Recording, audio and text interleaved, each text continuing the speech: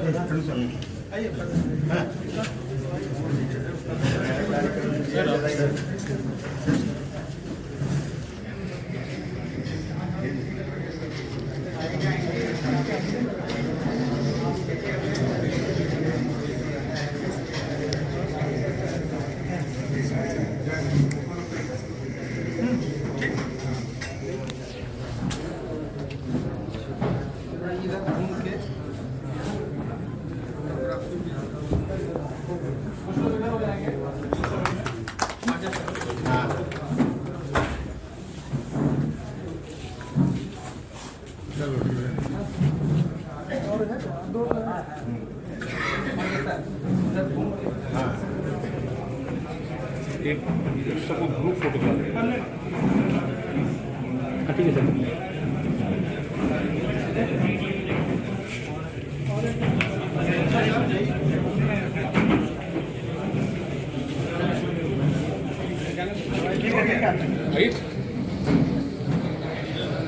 आप सब आप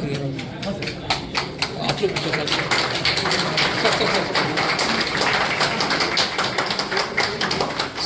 सर हाँ चौथा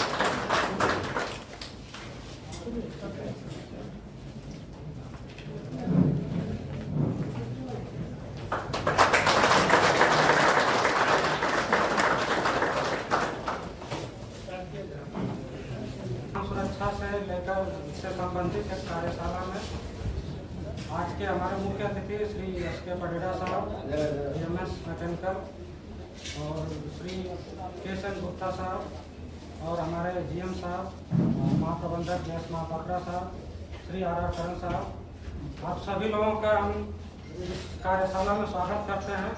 और मैं आग्रह करूंगा हमारे मुख्य अतिथि श्री पडेड़ा साहब से कि दीप प्रज्वलन करके इस कार्यक्रम का शुभारंभ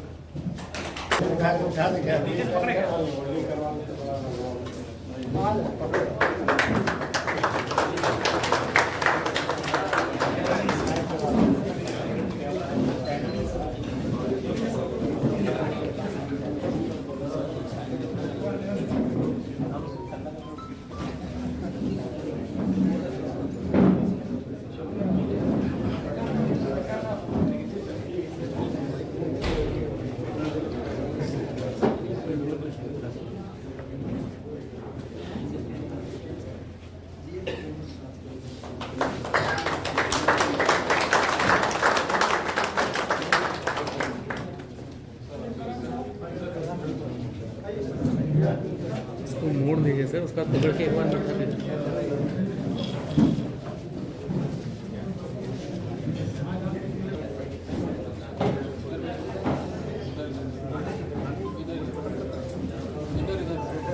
कुछ लोग इधर हो जाएंगे इस तरफ में. हाँ इधर हो जाएंगे.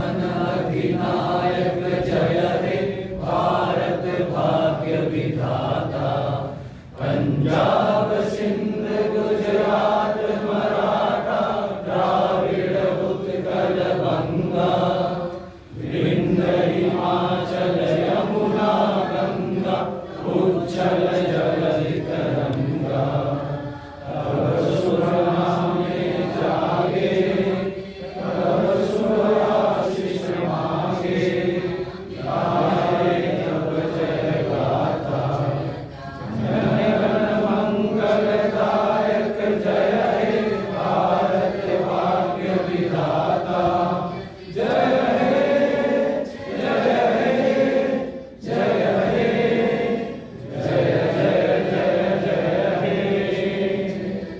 जय धन्यवाद। इसके बाद हम लोग अपना ऑल इंडिया का कॉर्पोरेट सॉन्ग लेकर आएंगे।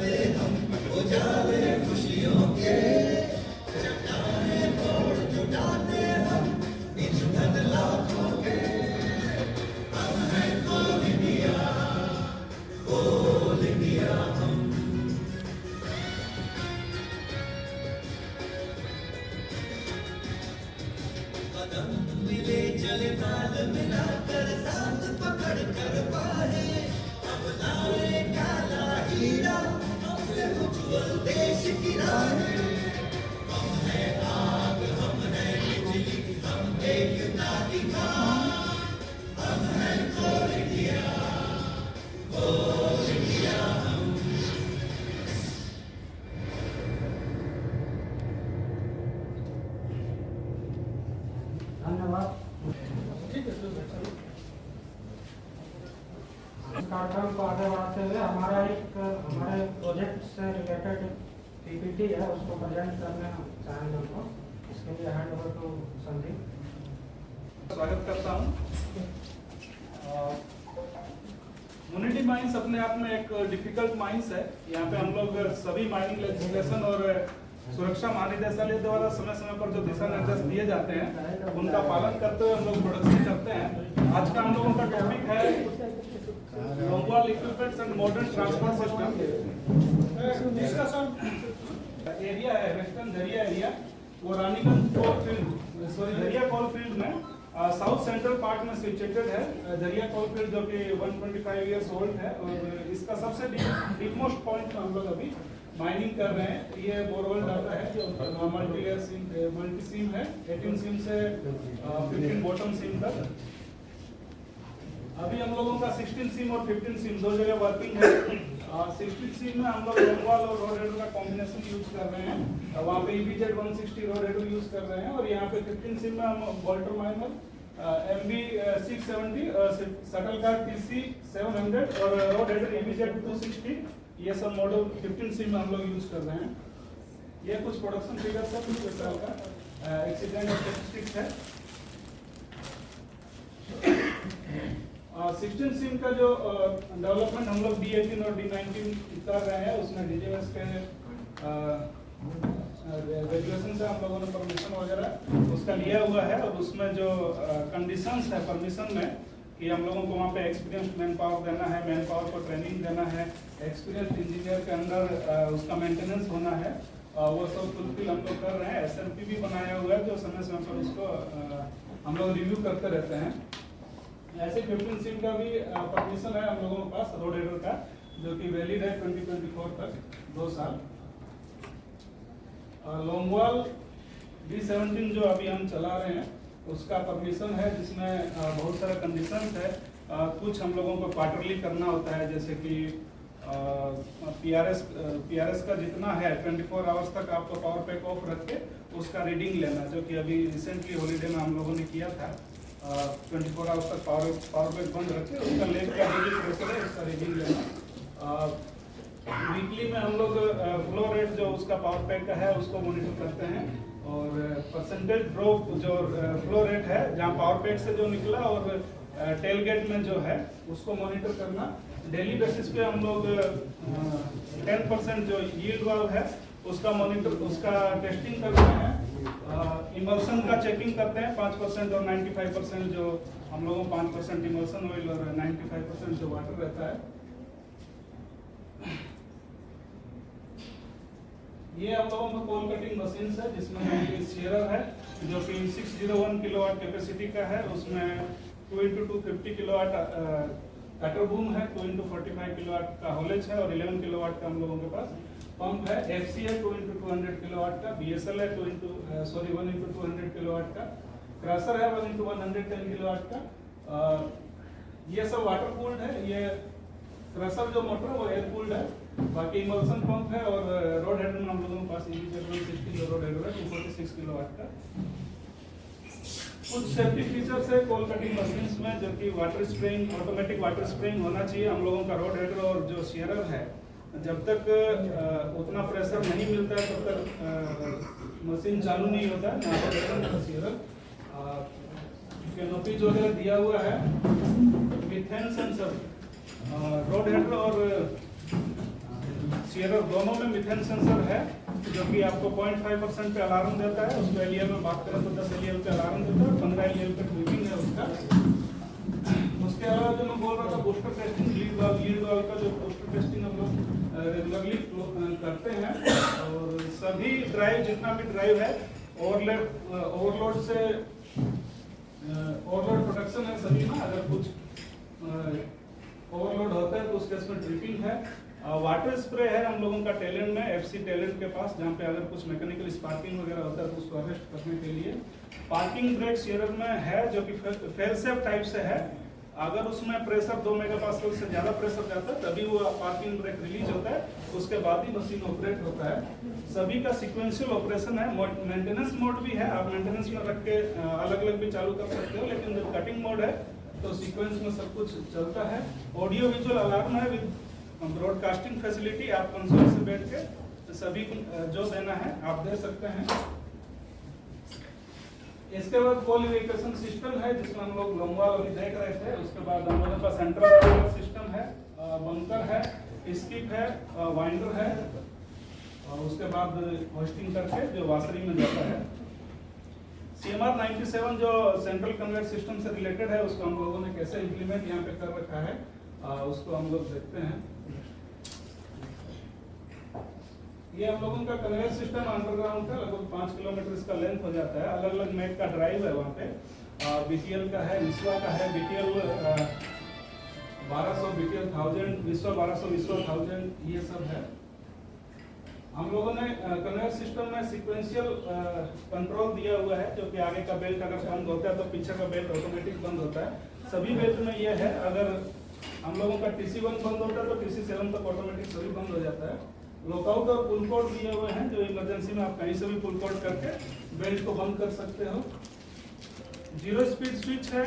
अगर बेल्ट कभी भी लोड में बंद होता है और ड्राइव चालू रहता है तो आपका रिलेटिव मोशन बेल्टिंग और ड्राइव पुलिंग के बीच में रिलेटिव मोशन होगा, जो कि आप फायर या बेल्टिंग डैमेज, बेल्टिंग टूटेगा, वो सबसे बचने के लिए हम लोगों ने अगर बेल्टिंग बंद होता है उसी को सेंस करके मोटर को बंद कराना है, तो उसके लिए 0 स्पीड स्विच दिया हुआ है। जितना भी डीप राइज बेल्ट कन्वेयर्स है उसमें हम लोगों ने होल्ड बैक डिवाइस फिट किया हुआ है। NMPG का हम लोग यूज कर रहे हैं, NHP 70 और NHP 80 मॉडल। कम्युनिकेशन सिस्टम है हर ड्राइवेड पे, जहाँ पे ऑपरेटर आपस में बात कर सकते हैं। किसी को टेलेंट में सावधान करना है तो ऑपरेटर उससे बात करके ही बेल्ट चालू करता है। ऑडियो विजुअल अलार्म है, बेल्ट चालू होने से पहले ऑडियो विजुअल अलार्म बजता है। बाकी फेंसिंग है, गार्डिंग है जो ड्राइवेड और लूप टेकअप के आसपास, और अगर उस गैलरी पे जो रोडवेज यूज कर रहे हैं तो गैलरी में अलोंग द कन्वेयर बेल्ट हम लोगों ने फेंसिंग दिया हुआ है। स्विच का सीक्वेंस ऑपरेशन है, डबल ड्राइव है तो अगर कोई भी ड्राइव बंद होता है तो ऑटोमेटिक दूसरा ड्राइव भी बंद हो जाएगा। बाकी हर बेल्ट ड्राइव में वाटर स्प्रेइंग का अरेंजमेंट है, फायर एक्सटिंग्विशर्स है, क्रॉस ओवर अंडर ब्रिज जहाँ जरूरत है सब दिया गया है। इसके बाद मेन एंड मटेरियल वाइंडिंग है जो शाफ्ट 1 और शाफ्ट 2 से हम लोग यूज करते हैं। शाफ्ट 1 में मेनली मेन वाइंडिंग है, शाफ्ट 2 से हम लोग मटेरियल वाइंडिंग है जो इसकी पोस्टिंग वहाँ शुरू होता है। शाफ्ट 1 में हम लोगों का और भी बहुत कुछ है, यहाँ पे पाइप्स है 4 इंची का जो ड्रिंकिंग वाटर जाता है, 6 इंची का कंप्रेस्ड एयर जाता है, 8 इंच आपका ड्रेन का पाइप है जो 400 से 500 तक जाता है, 12 इंच आपका मेन पंप रूम का डिलीवरी है। उसके अलावा केबल्स है हम लोगों का 4 केबल्स है, पैनल नंबर 2, 9, 10 और 22 का। 22 वाला केबल 3x225 स्क्वायर mm का है, बाकी 3x185 स्क्वायर mm का है। ये सब रोप है, हम लोगों का जो 4 बाइंडर है सब में मेन रोप हम लोगों का 60 स्क्वायर mm का है और बैलेंस रोप हम लोगों का 63 स्क्वायर mm का है। मेन रोप में 6x49 कंस्ट्रक्शन है, राइट हैंड ले और सेंट्रल कोर जो है IWRC। बैलेंस रोप में हम लोगों का 60x7 कंस्ट्रक्शन है, राइट हैंड ले है वो भी, और उसमें फाइबर कोर है। उसके बाद केज सस्पेंशन गियर और बैलेंस रोप का अटैचमेंट। केज सस्पेंशन गियर में हम लोग थिम्बल टाइप का क्लैंप यूज करते हैं और मेन रोप के साथ केज सस्पेंशन गियर जिसका लाइफ 6 साल है। मेन रोप का अटैचमेंट और बैलेंस रोप दोनों का अटैचमेंट का लाइफ 6 साल है। यहाँ पे दिखाया है कितना बाकी है। रोप का भी हम लोग स्किप में जो रोप है मटेरियल होस्टिंग के लिए जो मेन रोप यूज करते हैं उसका लाइफ 2 साल है जिसको हम लोग 1 साल में चेंज कर देते हैं, और मेन वाइंडिंग के लिए जो रोप है उसका लाइफ 3 साल है जिसको हम लोग 2 साल में चेंज कर देते हैं। और बैलेंस रोप हम लोग स्किप में 2 साल में चेंज करते हैं, यहाँ पे मेन वाइंडिंग में 3 साल में चेंज करते हैं।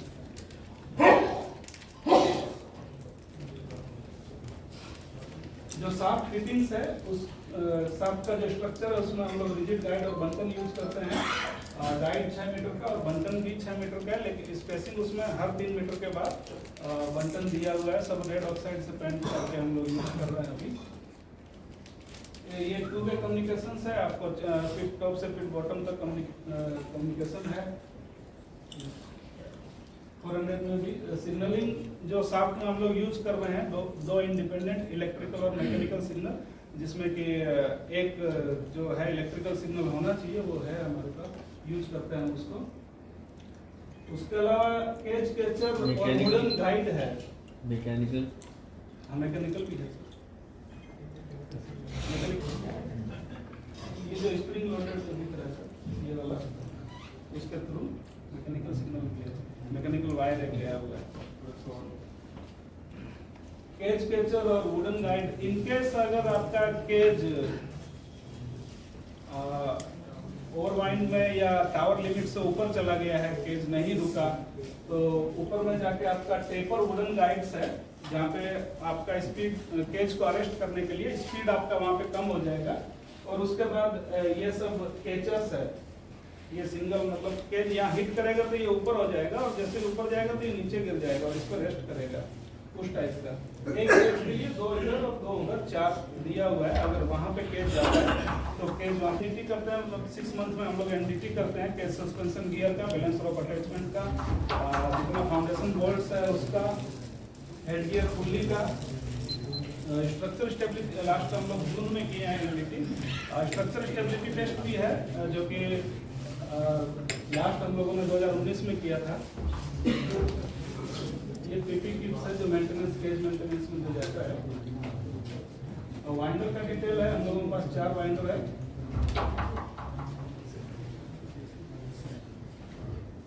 वाइंडर में हम लोगों के पास ऑटोमेटिक स्पीड इंडिकेटर है जो डाटा भी लॉगिंग करता है और आपको स्पीड भी बताता है वाइंडर का क्या स्पीड है। चारों वाइंडर में ये स्पीड इंडिकेटर लगा हुआ है।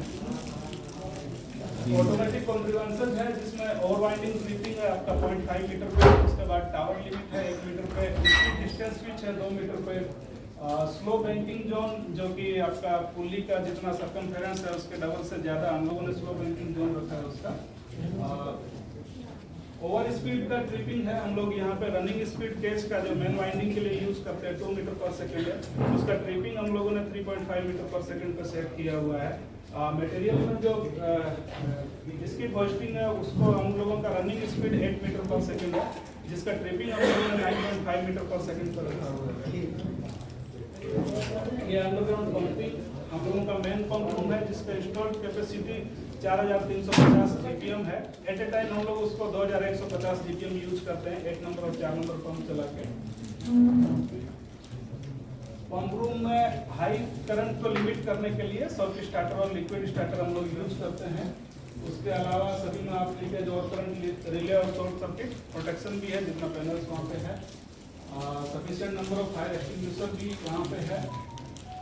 स्टेज पंपिंग में DR3 वहाँ पे हम लोग 2 पंप अभी चला रहे हैं, जहाँ से पंपिंग करके आपको मेन रूम में सप्लाई देते हैं, पानी देते हैं। एक LLD4 भी सेक्शन है, जहाँ पे 5 पंप एक साथ चलते हैं, जो कि आपको मेन लाइन में पानी देने के बाद तो डायरेक्ट आपका पंप रूम में पानी आता है। और कंप्रेसर है हम लोगों के पास 11 कंप्रेसर है, LG का 2 है, एटलस कोप्को का 4 है, खोसला ट्रिपले का 5 पंप है। एट ए टाइम हम लोग 5 से 6 कंप्रेसर यूज करते हैं। हम लोगों को 5 से 6 kg पर सेंटीमीटर स्क्वायर का हवा का जरूरत होता है, ड्रिलिंग के लिए या फिर विंचिंग के लिए, पंपिंग के लिए न्यूमेटिक पंप्स भी है हम लोगों का, वो सब यूज करते हैं। इसके बाद हम लोग जो इतना सब कुछ कर रहे हैं कोल प्रोडक्शन के लिए, आपका compressor, sub station, belt conveyor, skip, winder सब ठीक होने के बाद आपका कोल प्रोडक्शन होता है। और थोड़ा डिस्टेंस भी है, यही सब डिस्टेंस है, मेन मटेरियल को जाने में आने में टाइम लगता है, वो सबको दूर करने के लिए 15C में हम लोगों ने मोनोरेल इंस्टॉल किया है, जो कि फेरी प्लेट है, चेक रिपब्लिक से आया है। इंक्लाइन नंबर 1 में वो चल रहा है।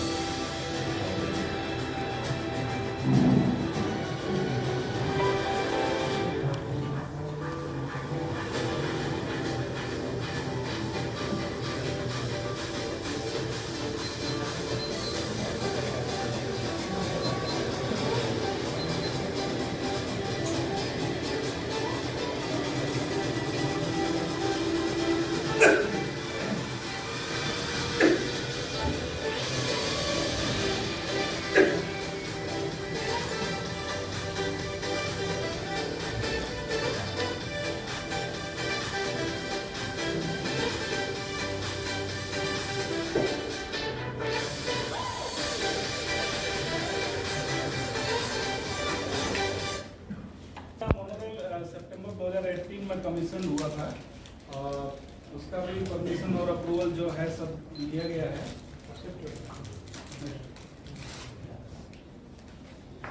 अभी मोनोरेल 4 किलोमीटर तक के लिए है, इसका maximum speed 7 kilometre per hour है, 236 टन ये लोड कैरी कर सकता है। हम लोगों के पास 5 लोकोमोटिव्स है, जिसमें से 4 लोकोमोटिव आपका 4 लोकोमोटिव्स में केबिन है, जिसमें ड्राइवर रहेंगे, आप ऑपरेट करेंगे ±30 डिग्री पे। फिर जो लोकोमोटिव है वो मैनिपुलेटर है, जो कि रिमोट से ऑपरेटेड है। आपको कोई अगर 16 up to 16 ton load carry करना है तो उसमें लोड देके मैनिपुलेटर के साथ साथ आप जाइए, आप लोड लेके जा सकते हैं उसमें। जो 4 जो शुरू के हैं, जो मॉडल DLZ 110F2, उसमें इंजन का RPM 2200 RPM, ये सब टेक्निकल डाटा है। आउटपुट मैक्सिमम 81 किलोवाट, कूलिंग उसका 4th वाटर कूलिंग है।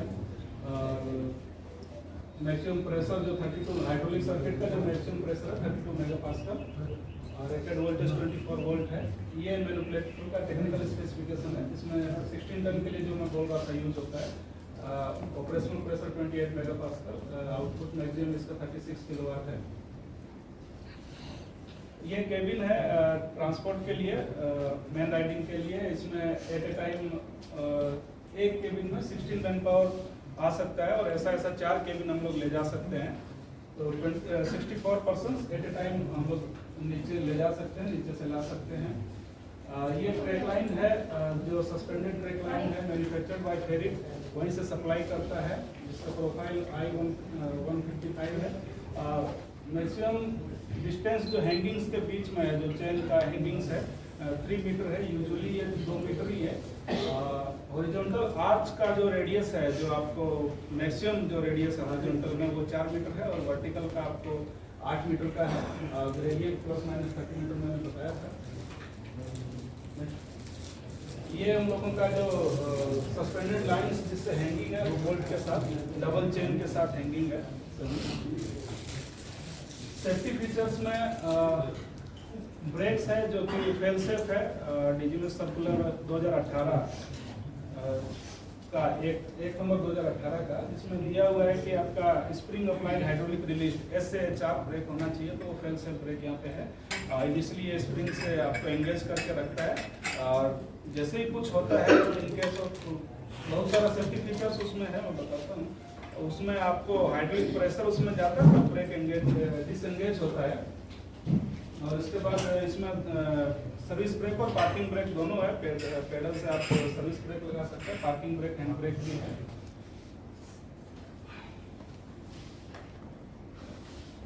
सेफ्टी फीचर्स में इसमें अगर कूलेंट का जो कि वाटर है उसका टेम्परेचर अगर 110 डिग्री से ज़्यादा जाता है, या फिर हाइड्रोलिक फ्लूइड है उसका टेम्परेचर 70 डिग्री से ज़्यादा जाता है, या दोनों का लेवल मिनिमम लेवल से कम होता है, या फिर बाहर में 0.75% से ज़्यादा मीथेन है, ये सब केस में आपका पार्किंग ब्रेक एंगेज होगा, और 60 सेकंड के बाद आपका इंजन भी ऑटोमेटिक बंद हो जाएगा।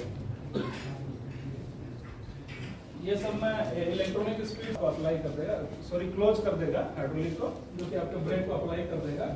उसके अलावा आपका हाइड्रोलिक स्पीड लिमिटर भी है, ये वाला, जो कि एज ए गवर्नर टाइप से काम करता है। जैसे ये आप रनवे होता है अगर, तो इसमें से ये जो है ये राउंड पोर्शन, इसमें से एक लेच निकलेगा सेंट्रीफ्यूगल फोर्स की मदद से, हेल्प से, वो इसको हिट करेगा, जो आपको अल्टीमेटली हाइड्रोलिक सर्किट है जो उसको ऑफ कर देगा, तो आपका ब्रेक एंगेज हो जाएगा, ये रुक जाएगा।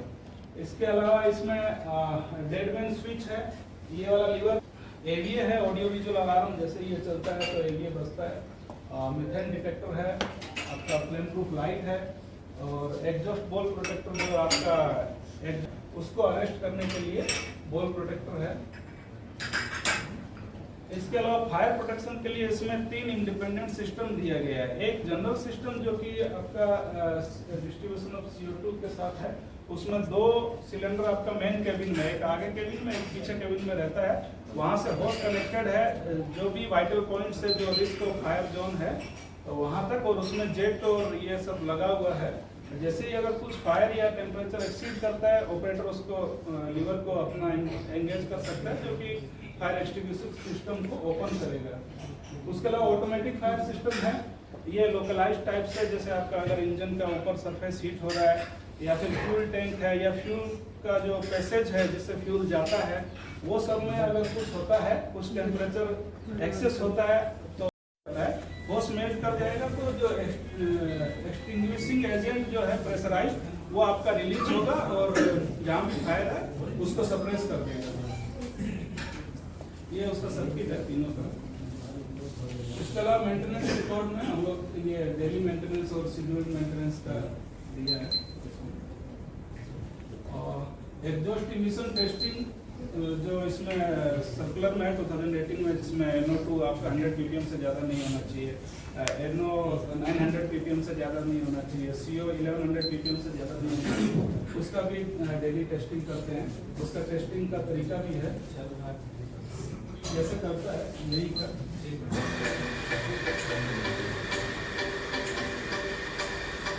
इंजन को चालू करते हैं।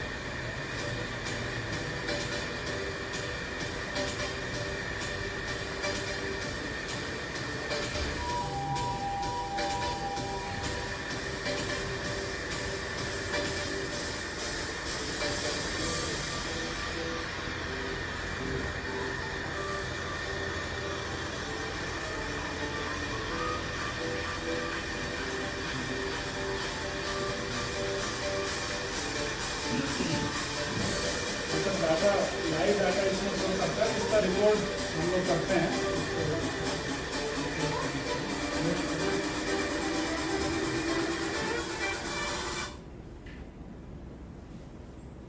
SOPs है सभी ऑपरेटर्स के लिए और मेंटेनेंस के लिए, यूजर्स के लिए। और इसके अलावा हम लोगों ने ट्रांसपोर्ट रूल्स भी हम लोगों ने बना लिए हैं, इसमें डाला नहीं है, ट्रांसपोर्ट रूल्स भी बन गया है। और ये ऑपरेटर्स का ट्रेनिंग और वहाँ का सर्टिफिकेट है। Thank you.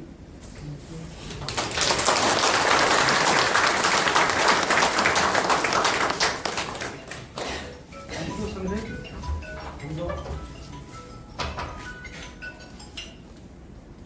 माइंस का यूनिटी प्रोजेक्ट का एक ब्रीफ हिस्ट्री, टेक्निकल हिस्ट्री था जो अभी हम लोग यूज कर रहे हैं। हमारा मेन बॉटलनेक है जो 16 से में था कि हमारा कोल होस्टिंग में बहुत सारा प्रोसेस है, सीरीज में 50 to 60 प्रोसेस है। सब अगर फुलफिल होगा तब जाके कॉलर फेस से हमारा सरफेस में आता है, देन खुदवा से। तो ये सब बॉटलनेक को अगर मेगा प्रोजेक्ट करना है तो इसके लिए हम लोग को एक सबसे ज़रूरी है कि मेरा इंक्लाइन बेल्ट होना चाहिए। और दैट हम लोग 15 से में अभी इंक्लाइन बेल्ट और ये यूज़ कर रहे हैं, इंस्टॉल हो गया 15 से उसके लिए। और यहाँ पे मैं ये जो वर्कशॉप ऑर्गेनाइज किया गया था सर का, हमारे DMS सर के कि उनका हार्ट वापस से वर्क करने लगे। इन लेमन लैंग्वेज हम उन्हें वापस से स्पीच करते हैं ताकि वो वापस से अपने पंपिंग प्रोसेस को शुरू कर पाए। तो इस प्रोसेस को देने के लिए मैं अनुरोध करता हूँ पृथ्वी और उदय से कि एक अभी हमारे पास मैनिक्वीन है जो कि एक डमी बॉडी है। जो ये मैनिक्वीन है इसमें 0 पल्स है।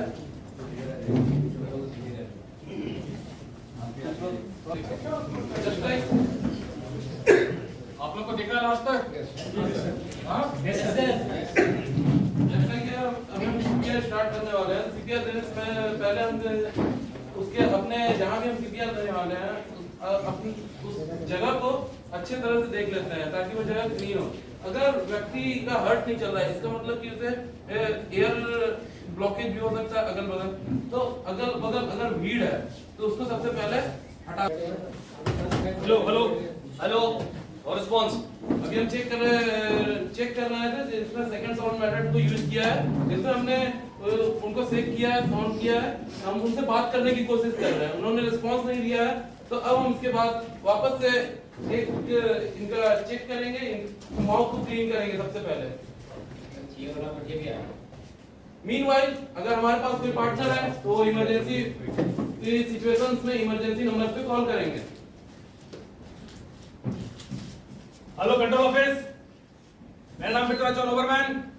एक व्यक्ति मुझे 5 लेवल मिले हैं जिनका पति नंबर 221 है। वो अभी अचेत अवस्था में है। हम उसे CPR देने जा रहे हैं। आप एम्बुलेंस तैयार रखिए और जल्द से जल्द हमें और सर्विस प्रोवाइड कीजिए। 5 लेवल इमरजेंसी के लिए हमने इन्हें कॉल कर दिया है। ये अंडरग्राउंड की सिंक को लेकर के हम कर रहे हैं, इसलिए हमने कंट्रोल रूम में किया है। अगर यह सीन हो सकता है कि किसी रोड पे हो, किसी सड़क पर हो, तो हमें पुलिस स्टेशन, एम्बुलेंस, जो हमारे लोकल नंबर है 100, 112, इन पे 108, इन पे कॉल करना है। इनकी सबसे पहले हमने इनके माउथ को क्लीन कर दिया है ताकि कुछ भी च्युइंगम्स लाइक गुटखा एक्सेट्रा फॉरेन एलिमेंट्स ना हो, ताकि क्लीन हो। अभी हमने इन्हें क्लीन कर दिया है और वापस से हेड टिल्ट, चिन लिफ्ट, ताकि हम उसको इसमें हम इंश्योर करते हैं कि इनका जो लंग्स है एडिक्वेटली इन्फ्लेट और एडिक्वेटली डिफ्लेट हो। स्टार्ट। हमने कंप्रेशन के लिए एक बैरियर यूज किया है ताकि डायरेक्ट माउथ और कांटेक्ट ना हो। 10, 11, 12, 13, 14, 15, ये जो हम कंप्रेशन दे रहे हैं इसका रेट होगा 100 कंप्रेशन पर मिनट और हमें 18 से 20 सेकंड में 30 कंप्रेशन देना है। 30 चेक। कंप्रेशन देने के बाद हम वापस चेक करेंगे। जैसा कि नो पल्स इन्होंने बताया तो वापस से हम रेस्क्यू ब्रेथ देंगे। रेस्क्यू ब्रेथ के लिए हम सीपीआर बैरियर का यूज कर रहे हैं। अगर सीपीआर बैरियर नहीं है तो हम अपने हैंड्स को भी यूज कर सकते हैं ताकि डायरेक्ट कांटेक्ट ना हो। वापस से हम कंप्रेशन दे रहे हैं। 1, 2, 3, इंश्योर करेंगे 4, 5, इस कंप्रेशन में 1.5 से 2 इंच का 9, 10, 11, 12, कंप्रेशन 13, करते हैं 14, चेस्ट को। 15, 16, 17, 18, 19, 20, 21, 22, 23, 24, 25, 26, 27, 28, 29, 30 चेक। वापस से जैसे कि इन्हें पल्स नहीं मिल रहा है तो हम वापस से इन्हें रेस्क्यू ब्रीथ देंगे और यह साइकिल हमारा चलता रहेगा।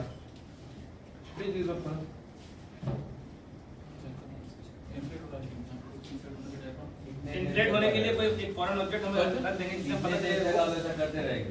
जब तक वो रिवाइव न कर जाए। कितने देर तक, कब तक का कोशिश कर सकते हैं? समय में we will try around 15 to 20 minutes. उसके बाद कोशिश नहीं करेंगे। नहीं करेंगे sir. We will continue non stop कोशिश करना है। 18, 19, 20, 21, 22, 23, 24, 25, 26, 27, 28, 29 सर स्ट्रेचर पे करते हुए ले जाएंगे। यस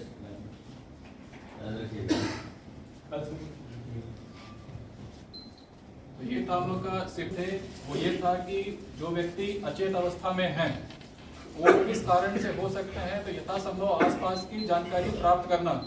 ये जो दुर्घटना है या किसी इलेक्ट्रिक्यूशन का है या इनके साथ कुछ व्यक्तिगत समस्या हुई है, प्रारंभिक जांच में देखा गया कि इनका कोई पल्स नहीं मिल रहा था। ठीक है, पल्स चेक करने के लिए क्या यूज किया गया है, ये ट्रैकिया के ये जो थ्रोट पोर्शन देख रहे हैं आप लोग का, यहाँ पे साइड में 2 आर्टरीज हमारी जाती हैं, जिसको प्रेस करेंगे तो पल्स यहाँ पे बहुत स्ट्रॉन्ग मिलता है, इसको कैरोटिड बोलते हैं। कैरोटिड पे हाथ लगा के चेक किया कि इनकी पल्सेस नहीं थी। एयरवे अगर हम मुंह को नीचे रखेंगे बंद रहेगा, सीधा रखेंगे ऐसे करके तो एयरवे क्लियर रहेगा। उसको क्लियर करने के लिए इन्होंने ये 2 फिंगर चिन पे लगा करके इसको लिफ्ट किया था, एयरवे स्ट्रेट हो गया था। अब एयरवे स्ट्रेट है तो इन्होंने क्या किया, हवा पुश किया। हवा पुश करने का चेक क्या है कि जब भी हम आर्टिफिशियली बाहर से हवा पुश कर रहे हैं तो डायफ्राम इन्फ्लेट हो रहा है। ये जो छाती के नीचे का पोर्शन है ये आपको उठता हुआ दिखना चाहिए। 2 बार रेस्क्यू ब्रीथ दिया, उसके बाद से 30 कंप्रेशन दिया इन्होंने। 30 कंप्रेशन पे क्या किया, फिर दोबारा इसी पल्स को चेक किया। अब ये साइकिल जब तक कि पल्स नहीं मिल जाए या कोई मेडिकल हेल्प ना मिल जाए आप इसको कंटिन्यू रखेंगे। तो ये था सर हम लोग का सीपीआर का ड्रिल। बाहर से देखना, गेट से।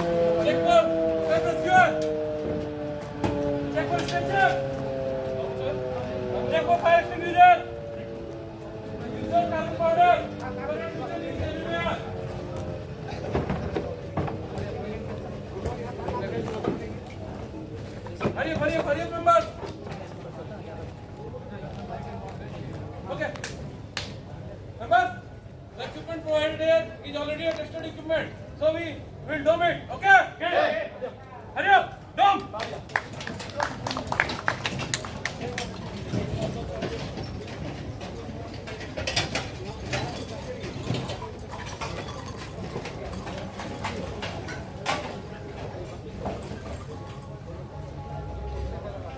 Right it. Open the body bag.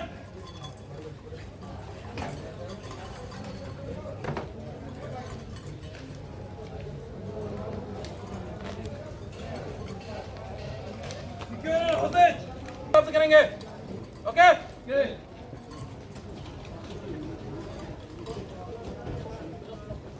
मैं मेंबर नंबर 1 की भूमिका अदा करूंगा, आप number 2, number 3, number 4, number 5, number 6, आप उप कप्तान की भूमिका भी अदा करेंगे। Okay? Now ready for couple up.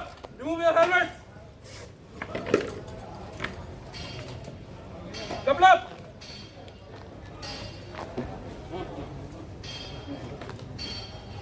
Open the main valve, close your lungs, check the demand and couple up. Number 7, health. Everyone.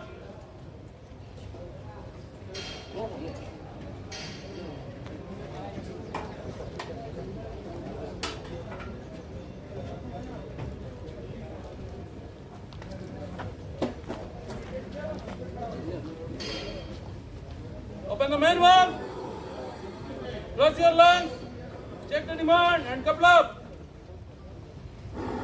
Number 7, help me.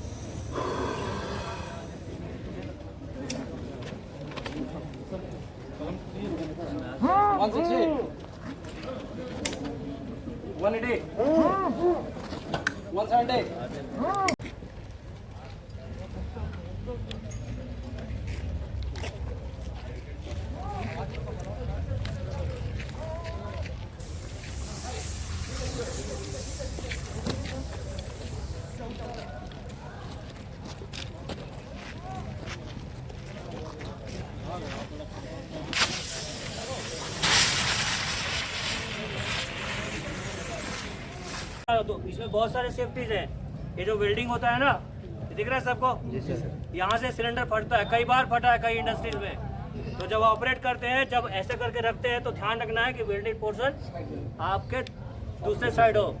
ये तो अगर अब यहाँ से मैं तो झुक गया और यहाँ से फटा, पता चला यहाँ से हट गया।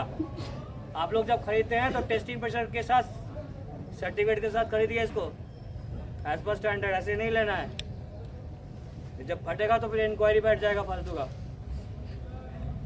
याद रहेगा, सब कुछ लिक्विड में है अवेलेबल। ये 3 चीज़ों जब मिलेगा, 3 चीज़ तभी लगेगा। तीनों में से एक नहीं रहेगा, नहीं लगेगा। पहला जो सबको पता है, टेम्परेचर, हीट, आग लगना लाल कलर का, याद रहेगा सबको, हीट। दूसरा ऑक्सीजन वाइट कलर का, समझाने के लिए मैं शर्ट चुना हूँ। दूसरा क्या चाहिए, ऑक्सीजन। और तीसरा क्या चाहिए, जो चीज जलेगा बर्निंग मटेरियल। तीसरा सबको याद रहेगा। अभी ये तीनों अलग अलग हैं। अभी तीनों हाथ जोड़ लो, हाथ जोड़ लो, सर्कल बनाइए। ये बन गया फायर। ये तीनों में से एक को निकाल दो, आग बुझ जाएगा। This is not fire. Clear? हाथ पकड़ो। अभी तीनों को बुझाने का तरीका भी 3 ही है। इसको एक को बोलते हैं कूलिंग, मतलब जो गर्म चीज है उसको ठंडा कर दो, उसको निकाल दो, लाल वाले को, हीट को, कूलिंग। ठीक है? ऑक्सीजन के निकाल दो, स्मूथरिंग। और ये जो मटेरियल है उसको निकाल दो, स्टार्विंग। क्लियर है? पकड़ लो हाथ। आँख भी नॉर्मली कितने तरह का होता है? 5 तरह का, A B C D E। अभी E और C को मर्ज कर दिया है, ठीक है। मैं एक का डेमो बताऊंगा, बेसिक पहले समझा रहा हूँ क्यों आँख बुझाते हैं, याद रहेगा। 3 आँख भी मिला हुआ है तो आँख है, एक को हटा दिया तो आँख बुझ जाएगा। वर्कशॉप में आँख लगा था, इन्होंने बताया, ठीक है। तो क्या कर सकते थे? तीनों में से एक को बंद कर। वर्कशॉप में किस में आँख लगेगा? वर्कशॉप में किस चीज में आँख लगेगा? टेल grease, electrical, very good. Electrical और क्या है? Material, electricity, oil. तो जिस चीज में आग लगने आता है, इलेक्ट्रिसिटी में आग लगे तो क्या होता? पहले करंट सप्लाई ऑफ कर देना था। तेल ग्रीस में आग लगा है तो उसको आइसोलेट कर देना था। याद रहेगा। तो पहले, और दूसरा हवा बंद कर देना, दरवाजा वगैरह बंद कर देना था अगर आदमी अंदर नहीं है तो। अगर वर्कशॉप में आग लगा, दरवाजा खिड़की बंद कर दोगे, आग लगेगा, थोड़ी देर बाद ऑक्सीजन खत्म हो जाएगा, आग अपने आप बुझ जाएगा। ये भी एक तरीका आग बुझाने का। इस सरफेस का सिर्फ बता रहा हूँ। तीनों को समझ में आया? आप क्या हो? आप क्या थे? मटेरियल। आप क्या थे? आप क्या थे? ऑक्सीजन, हवा। याद रहेगा। ये हुआ 3 प्रोसेस। ये क्या करता है? अभी ABCD में A मतलब जनरल फायर, B मतलब ऑयल फायर, C मतलब गैस फायर, D मतलब मेटल फायर, E मतलब इलेक्ट्रिक फायर। E को बाकी स्टैंडर्ड के साथ मर्ज करके C में डाल दिया है, तो C और इसको आप, ठीक है। अभी ड्राई केमिकल पाउडर कैसे आप था? तीनों पकड़ के रहो हाथ, आप क्यों गए? ये इसमें ड्राई केमिकल पाउडर है, मुझे कैसे पता चलेगा इसमें ड्राई केमिकल पाउडर है? अरे मुझे कैसे पता चलेगा इसमें ड्राई केमिकल पाउडर? आप बता सकते हो? पढ़ने का टाइम नहीं मिलता है। सुनिए, पहचानने का तरीका 3 है, सिंपल तरीका है। जिसमें ऐसा नोजल हो, मतलब अंदर गैस है लिक्विड फॉर्म में, और गैस हवा CO2 निकल रहा है और बाहर आके फैल रहा है, ठीक है। ये नोजल में क्या होगा? CO2। ये नोजल में क्या होगा? Dry chemical powder. क्यों? सिर्फ पाउडर निकलना है। और एक और एक्सट्रूम होता है जिसमें यहाँ पे देखिएगा नोजल लंबा सा होता है, उसको वेंचुरी नोजल बोलते हैं। यहाँ पे 3-4 छेद होगा। हवा भी चाहिए, पानी भी चाहिए, तो क्या निकालेगा वो? सोप। तो नोजल देख के पता चलता है कि कौन सा टाइप का एक्सटिंग्विशर है। एक का डेमो बता रहा हूँ, बाकी आप लोग प्रैक्टिस कर लीजिएगा। इसका पार्ट समझ लीजिए, देखने में लगता है छोटा सा। इसका वर्किंग प्रेशर 250 PSI है, टेस्टिंग प्रेशर सिलेंडर का 750 PSI है, ठीक है। और नोजल का पार्ट ये जो है मेटल, ये जो है ड्राई केमिकल पाउडर का नोजल है। नोजल देख के यहाँ पे भी एक स्ट्रैप रहता है ब्लू कलर का, जिससे पता चलता है कि यहाँ पे एक्सटिंग्विशर रखा हुआ है, मार्किंग नहीं है। अब ये जो है ड्राई केमिकल पाउडर कैसे आँख बुझाता है? जाएगा, ऑक्सीजन को खा लेगा, तो किस पे काम करेगा? लाल वाला, ब्लू वाला, सफेद वाला? तो ये ठीक है। अभी ये किस पे यूज हो सकता है? जनरल फायर में यूज होगा, ऑक्सीजन खा लेगा, A class. B oil fire, काम करेगा? नहीं करेगा। हवा में फैलेगा जब तक, तब तक काम करेगा, सेटल हो जाएगा तो बंद हो जाएगा। तो B में नहीं यूज करते, नॉर्मली यूज कर सकते हैं अगर छोटा मोटा है। बड़ा फायर होगा तो नहीं यूज होगा, फिर बहुत ज़्यादा DCP लगेगा हवा को बंद करने के लिए, ठीक है। ऑयल में फोम टाइप एक्सटिंग्विशर यूज करते हैं। क्यों?